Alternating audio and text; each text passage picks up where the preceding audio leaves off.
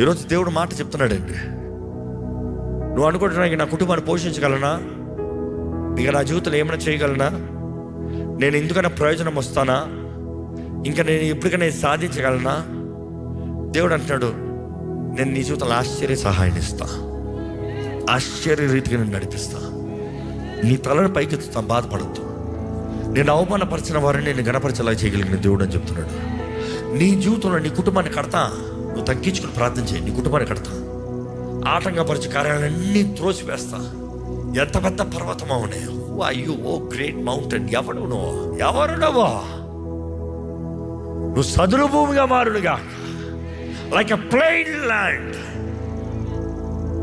ఒక రాయి కూడా తగులుతాను లేదు జెరుబ్బాబెలుకి, ఒక ఆటం కూడా వస్తాను లేదు జెరుబ్బాబెలుకి. ఈరోజు దేవుడు నీ చూడన్నాడు. దేవుడు God is particular about you.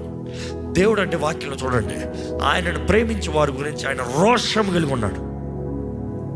People who love God, God is jealous for them. నువ్వు దేవుని కొరకు రోషం కలిగి ఉన్నావు అంటే దేవుడు నీ కొరకు ఇంకా రోషం కలిగి ఉన్నాడు.